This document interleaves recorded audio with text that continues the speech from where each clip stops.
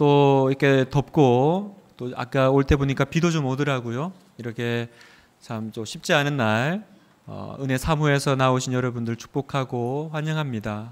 하나님께서 귀한 마음을 정말 받아주시고 그리고 이 밤에 여러분 한 사람 한 사람 마음을 만져주시고 은혜 주실 것을 믿습니다. 다음 주부터 오늘 이제 다락방 끝났잖아요. 그래서 다음 주부터 한여름밤의 기도회가 5주간 진행이 됩니다. 그래서 언제나 그렇듯이 교회에서 잔치를 벌이면 잔치밥을 먹으러 와야 됩니다, 여러분. 교회에서 잔치 벌리고 있는데 집에서 누룽밥 끓여 먹고 있으면 안 됩니다. 그래서 교회에서 잔치 벌일 때는 숟가락 들고 와서 꼭 그 잔치에 참여하셨으면 좋겠습니다. 그래서 다음 주부터 한여름밤의 기도회가 시작이 되니까 또 함께 은혜를 많이 누렸으면 좋겠습니다. 오늘 읽은 본문은 다윗이 물맷돌 가지고 골리앗과 싸워 이긴 이야기만큼이나 우리에게 굉장히 유명한 이야기입니다. 밧세바 사건이라고 불리는 다윗의 일생일대의 큰 범죄의 결말에 해당되는 부분입니다. 배경을 잠깐 설명을 하면 워낙 많이 들으셨겠지만 다윗이 저녁 때에 침상에서 일어납니다. 일어나서 왕궁 지붕 위를 거닐다가 보니까 어떤 한 아름다운 여인이 목욕을 하고 있는 거예요. 그래서 거기에 마음이 이제 동요가 되고 유혹을 받습니다. 그래서 그 여인이 누구냐라고 물어봤더니 그 여인이 다름 아닌 자기의 충복이죠. 군대 대장인 우리야, 부하 장군 우리야 장군의 아내입니다. 그러나 다윗은 그 여인과 동침하고 그리고 이상한 건 어찌된 영문인지 우리가 그동안 알았던 다윗의 모습과는 전혀 다르게 다른 수하 장군을 시켜서 그 남편 되는 우리야 장군을 전쟁에서 죽게 만들고요. 그리고 그 밧세바를 자기 아내로 이제 취합니다. 죄를 감추기 위해서 또 다른 죄를 짓는 이중 범죄자가 되는 겁니다. 여기까지가 이제 11장의 내용이고 여러분과 제가 오늘 읽은 이제 12장이 하나님께서 선지자 나단을 다윗에게 보내셔서 다윗의 죄를 이제 묻는 내용입니다. 저는 오늘 본문을 읽으면서 두 가지 의문점이 생겼습니다. 첫 번째 의문점은 다윗이 원래 이런 사람인가 하는 것입니다. 성도 여러분, 다윗은 어떤 사람입니까? 다윗이 어떤 사람이죠? 하나님이 다윗에 대해서 내린 평가가 있습니다. 우리가 보통 다윗 그러면 항상 부제처럼 따라다니는 그 타이틀이 있죠. 하나님의 마음에 합한 사람, 합당한 사람 다윗. 사도행전 13장 22절에 이 말씀이 나옵니다. 사도행전 13장 22절에 같이 한번 읽어볼까요? 시작.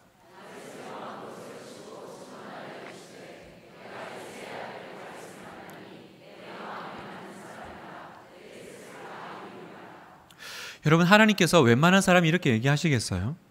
내 마음에 맞는 사람, 옛날 개역 한글은 내 마음에 합당한 사람, 합한 사람 다윗.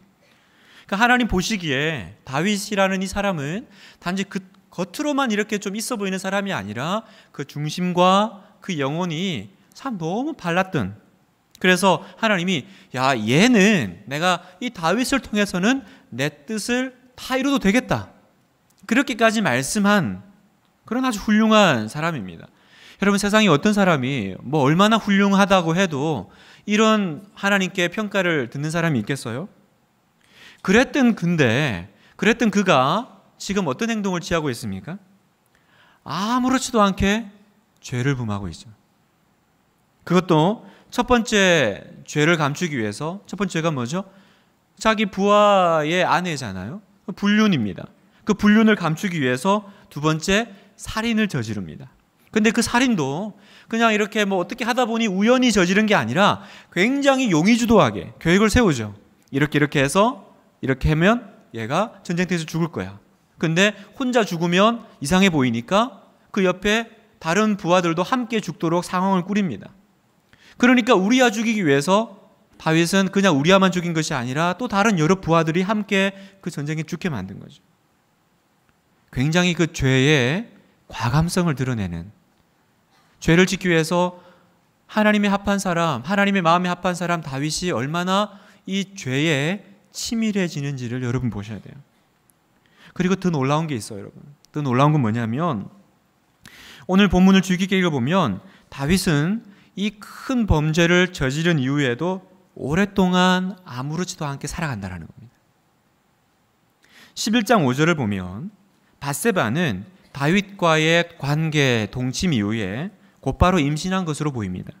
11장 5절을 보면 그 여인이 임신함에 사람을 보내어 다윗에게 말하여 이르되 내가 임신하였나이다 하니라. 그러니까 11장 5절이면 바로 지금 이제 아기가 생긴 거예요.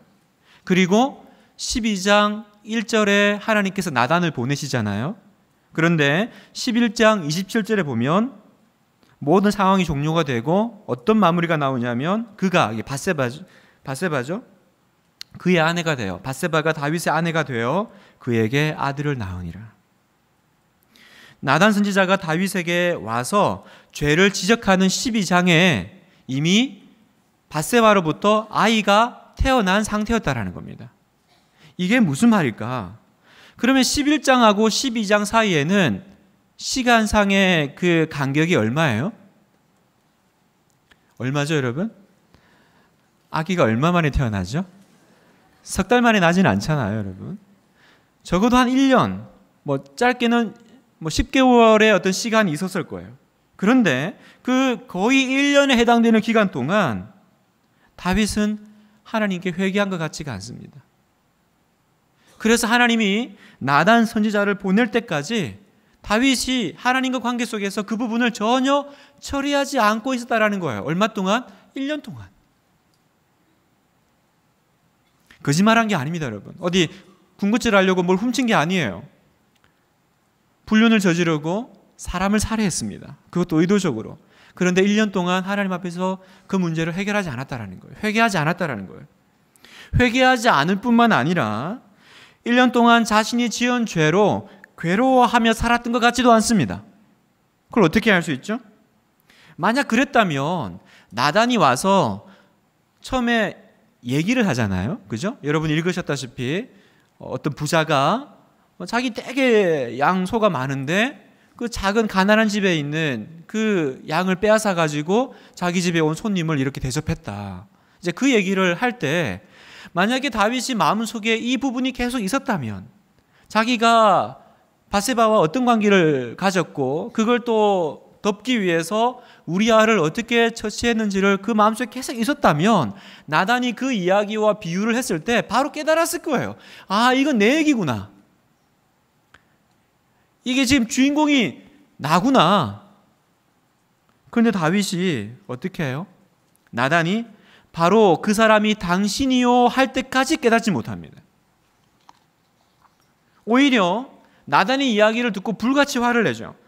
사무엘하 12장 5절에 다윗이 그 사람으로 말미암아 노하여 나단에게 이르되 여호와의 살아계심을 두고 맹세하노니 이 일을 행한 그 사람은 마땅히 죽을 자라. 지금 마땅히 죽을 자가 누구죠? 자기거든요. 근데 전혀 자기라고 모르는 겁니다. 생각을 못하는 거예요. 그 인간 누구냐? 그 죽어야지. 어떻게 그런 일을 하고 내 왕국, 내 나라에 살아있을 수 있냐? 꿈에도 나단의 이 비유의 주인공이 자기라는 것을 생각 못했다라는 겁니다. 그 말은 뭐예요? 그 이야기가 그 우리아 이야기가 그 밧세바 이야기가 자기 마음속에 그 양심에 하나도 남아있지 않은 상태였다라는 겁니다. 사랑하는 분당우리 성도 여러분, 어떻게 이렇게 경건한 다윗, 하나님의 마음에 합한 다윗에게 이런 일이 일어날 수 있습니까? 그게 제가 너무 궁금한 거예요.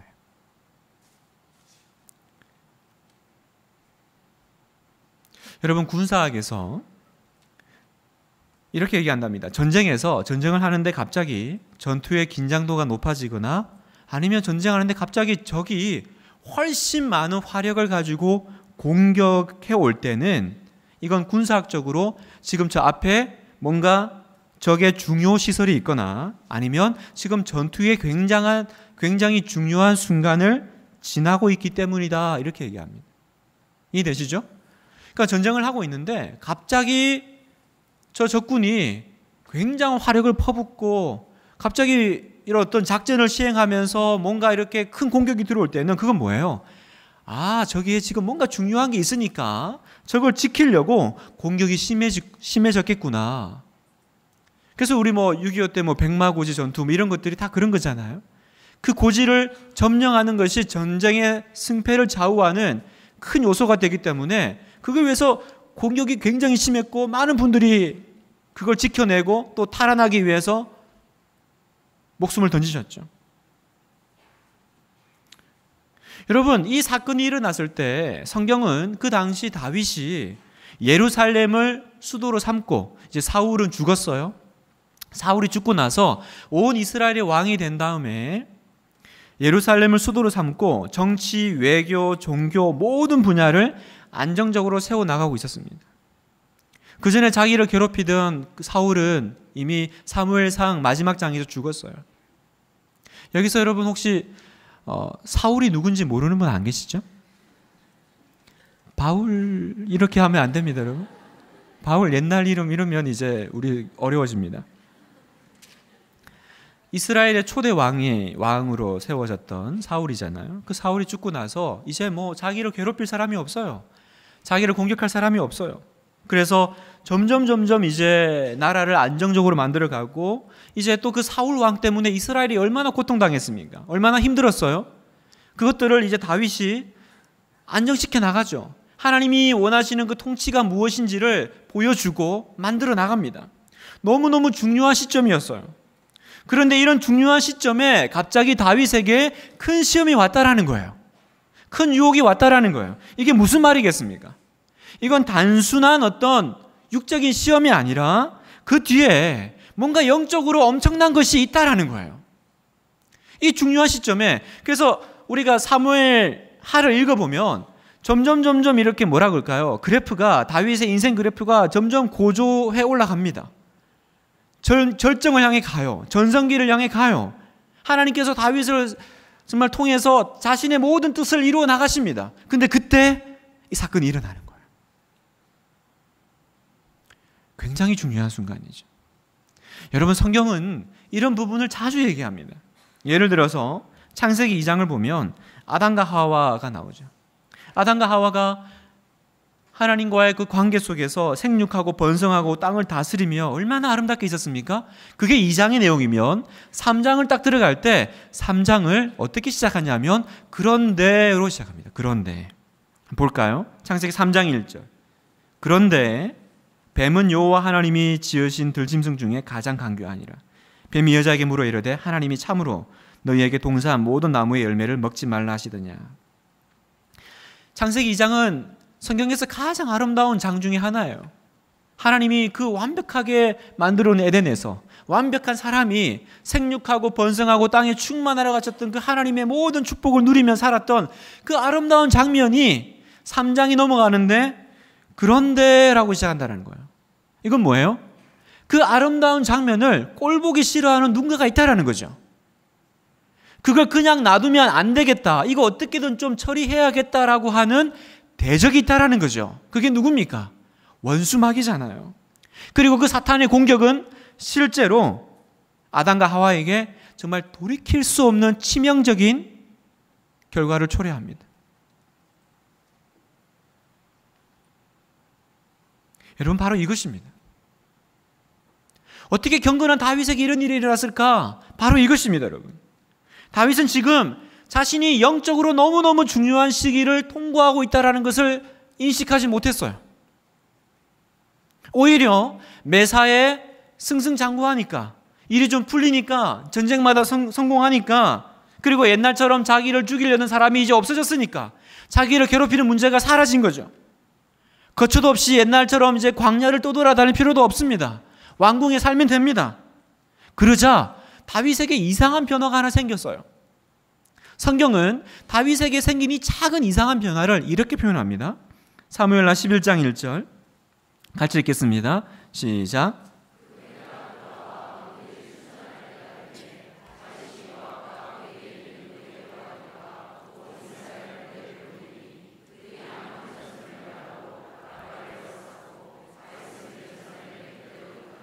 자, 보세요. 그 해가 돌아와 왕들이 출전할 때가 되매 전쟁은 아직 끝나지 않았습니다.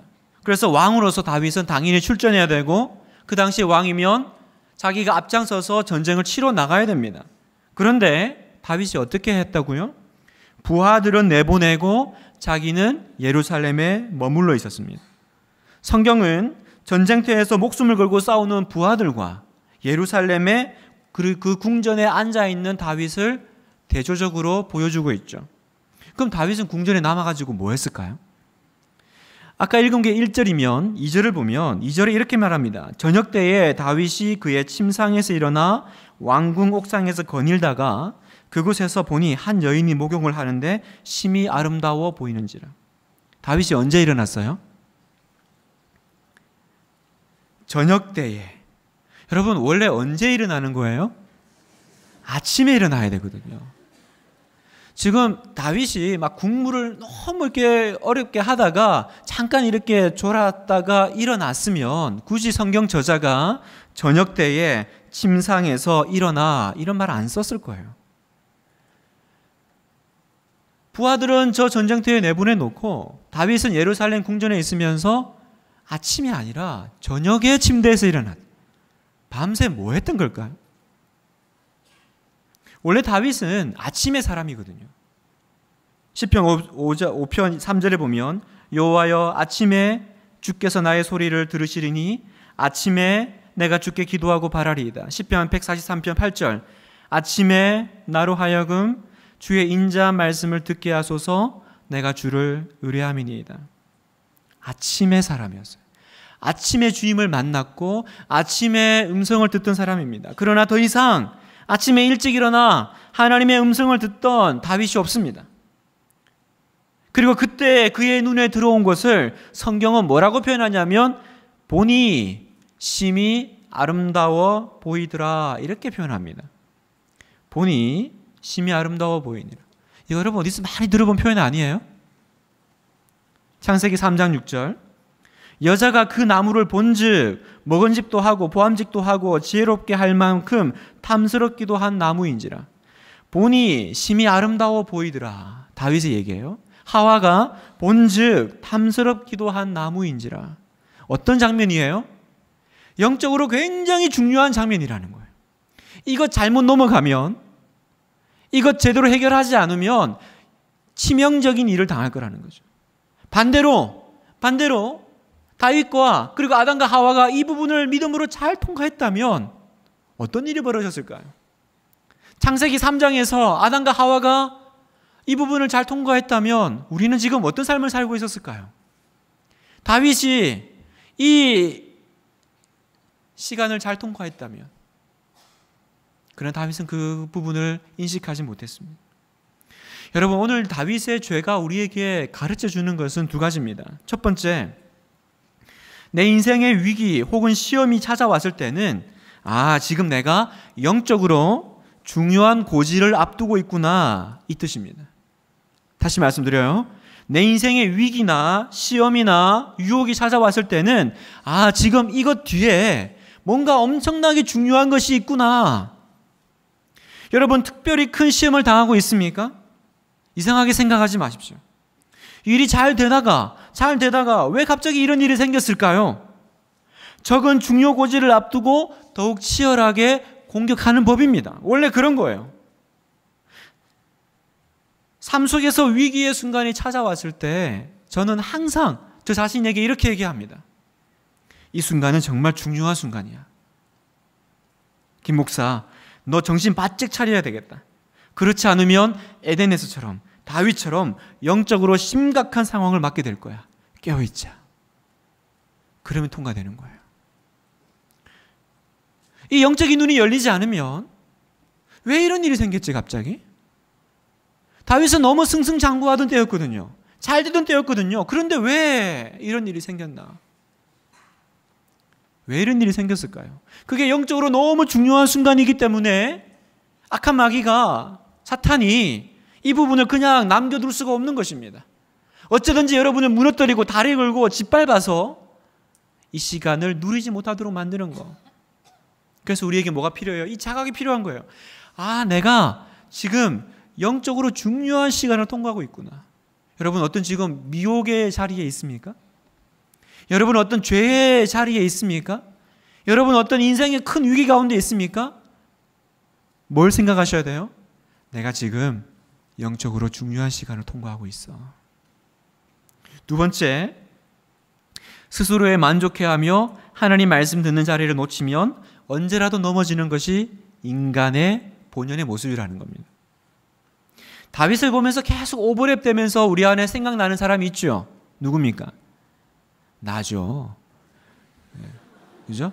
김 집사? 이러면 우리 남편? 나잖아요, 나. 어떻게 다윗이 저럴 수 있을까? 놀랄 것 없습니다, 여러분. 다윗이 저 정도면 나는 더 했으면 더 했지 덜 하지는 않았을 거예요. 오늘 은혜 받고 눈물 흘리면서 회개하고 성령으로 충만한 모습 보이지만 이 시간 지나면 또다시 죄를 향해 달려가고 또다시 넘어지고 그런 나의 모습을 발견하고 놀란 적 없습니까, 여러분? 다윗은 자신을 괴롭히던 사울이 사라졌을 때 이제 내 인생이 평안히 찾아왔다 이렇게 생각했을지 모릅니다. 그러나 그때가 사실은 어떤 순간이었어요? 밧세바 사건으로 들어가는 위기의 출발점이었는지도 모릅니다. 다윗의 인생에 사울 왕은 정말 지긋지긋한 가시였잖아요. 그런데 그것이 사라졌을 때가 다윗이 위기의 순간이었다라는 거죠. 성도 여러분, 나를 괴롭히는 것이 사라졌을 때 기도의 아침도 사라졌죠. 매사가 좀 풀리고 좀 숨이 쉬어질만 하니까 성도의 믿음의 싸움이 귀찮아지고 다시 세상에 관심이 점점 가지지요. 조심하셔야 돼요. 마귀가 우는 사자와 같이 삼킬 자를 찾고 있는 걸 기억하셔야 됩니다. 그러면 어떻게 해야 됩니까? 목사님, 다윗도 저랬는데, 하나님 마음에 합했던 다윗도 저랬는데 나 어떻게 해야 되죠? 이 시간 잘 통과하고 싶은데 어떻게 하면 좋습니까? 어떻게 하면 되냐면요, 날마다 은혜를 구하면서 하나님 앞에 바짝 엎드려야 되는 거예요.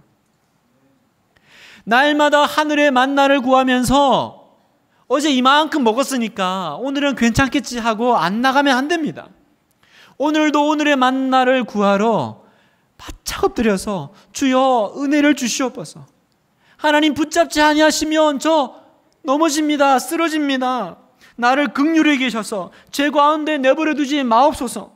끊임없이 내 마음에 말씀해 주시고 공부해 주시고 나를 살려 주시옵소서. 그래서 예수님이 가르치신 기도에 뭐가 나와요?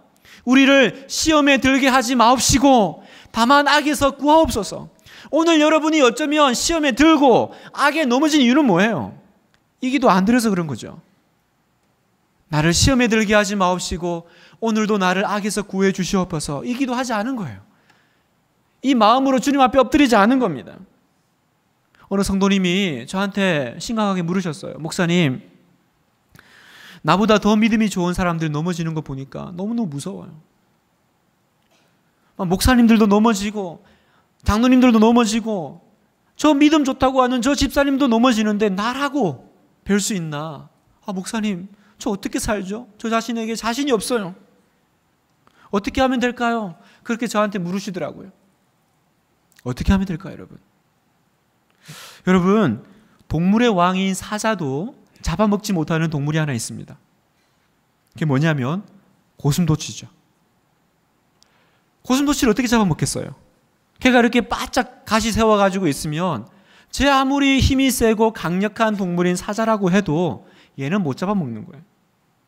여러분, 마귀가 우는 사자와 같이 삼킬 자를 찾아 헤매지만 삼키지 못하는 사람이 있습니다. 누굴까요? 예수님을 모시는 성도. 예수님을 모시는 성도는 마치 사자가 고슴도치를 아무리 엿보지만 삼킬 수 없는 것처럼 그 안에 예수님 모시고 있는 성도는 마귀가 삼킬 수가 없습니다. 마음속에 자살 충동을 계속 느끼는 어떤 여성도님이 계셨어요. 마음속에 계속 자기도 모르게 그런 우울증이 오고 그냥 자살의 그 마음이 계속 충동이 일어나는 거예요. 그래서 목사님을 찾아왔죠. 목사님, 어떻게 하면 좋죠? 그 목사님이 그렇게 말씀하셨대요. 제가 뭐 별 수 있나요? 그러나 집사님, 이렇게 한번 해보세요. 예수님의 이름을 계속 불러보세요. 예수님, 예수님, 예수, 예수. 내 마음에 자살의 충동이 올 때, 내 마음에 우울증이 올 때, 내 마음에 그런 생각하지 말아야 될 생각들이 들어올 때 그걸 이겨야지. 내가 하지 말아야지. 그게 아니라 예수, 예수, 예수 그리스도. 이 성도님이 그렇게 기도하기 시작했다. 다른 기도하지 않고 예수, 예수, 예수. 눈만 뜨면 하나님의 아들 이름 예수, 나의 구원자 예수, 하나님의 아들의 이름 예수, 예수. 그런데 예수, 예수 이름을 부르면서 놀라운 일이 일어났대요. 어느 순간 자기가 그 자살 충동에 그렇게 휩싸이던 자기가 깨달았대요. 내가 지금 무슨 생각을 하고 있지? 내가 왜 이런 생각을 하고 있나? 무슨 변화예요? 긍정의 에너지가 이 사람을 바꾼 겁니까? 그 마음이 그 자살 충동을 이긴 겁니까? 예수의 이름, 능력의 이름, 구원의 이름, 그 이름이 능력이 있는 줄 믿습니다. 그 이름이 힘이 있는 줄 믿습니다. 예수 이름이 여러분을 구원할 줄 믿습니다. 오늘 밤 마귀가 지금 나를 잡아 삼킬 것 같은 그런 공포와 그런 두려움 가운데 사로잡힌 분 계십니까? 예수님 모신 사람 잡아먹을 수 없습니다, 여러분. 예수님 모시고 예수님과 하나 되고 예수님과 손잡고 예수님과 언제라도 떨어지지 않는 사람, 그 사람 마귀가 어떻게 할 수가 없습니다.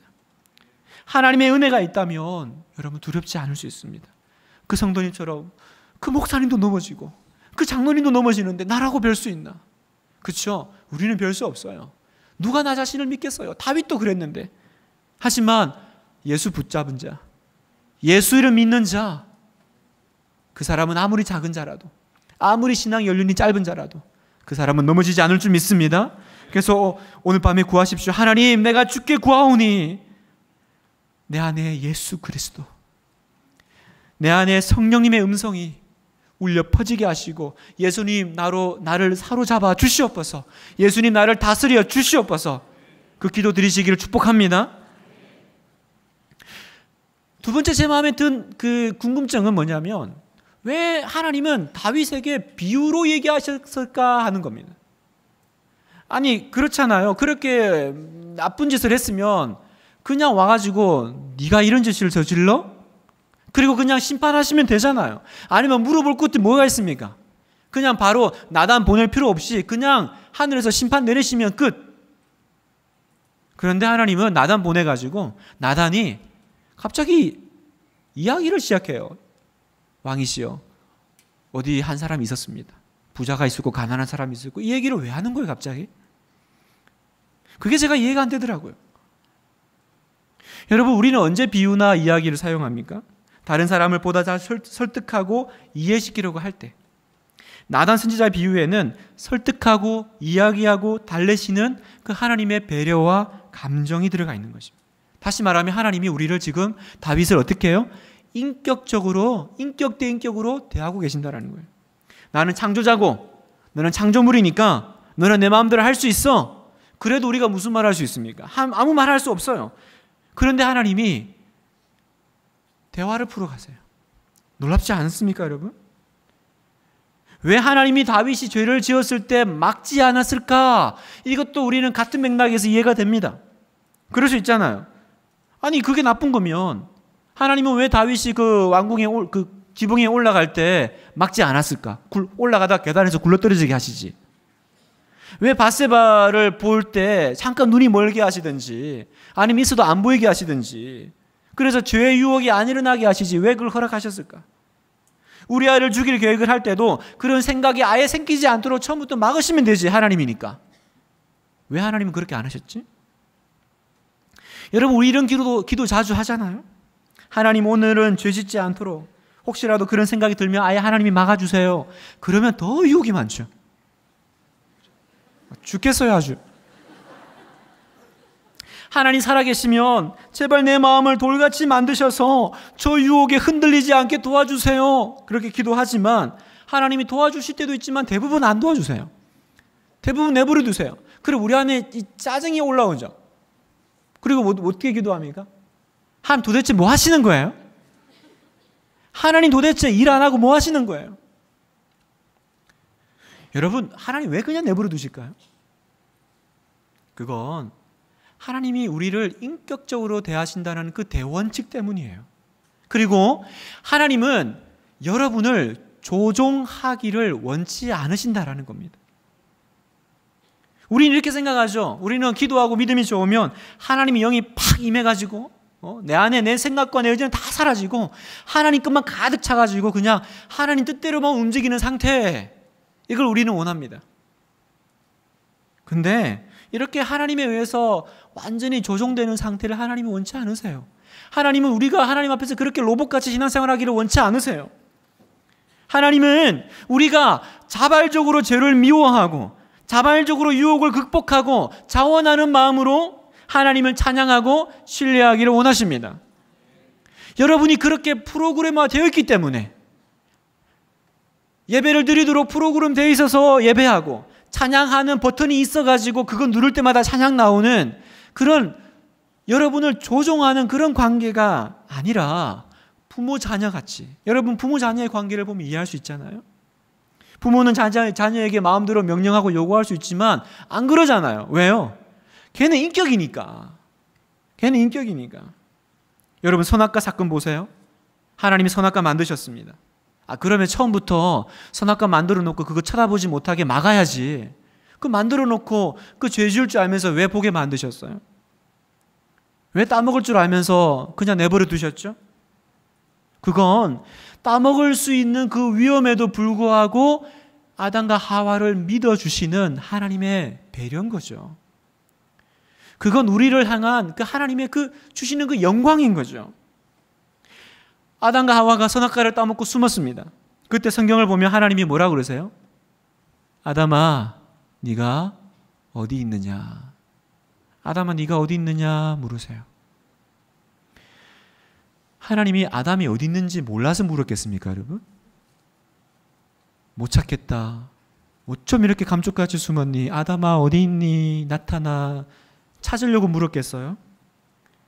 뻔히 어디 있는지 알면서 하나님이 네가 어디 있느냐, 이 말은 뭐예요? 나는 지금 너를 심판하러 나타난 게 아니고 난 너 아비잖아, 아비. 그 아버지가 그 자녀를 부르는 그 애달픔이, 그 애달음이 네가 어디 있느냐, 그 말 속에 들어가 있는 거죠. 아담아, 어디 있니? 너는 내 앞에 당당하게 서 있어야 될 존재인데 지금 어디 있냐? 우리 어쩌다가 이렇게 됐니?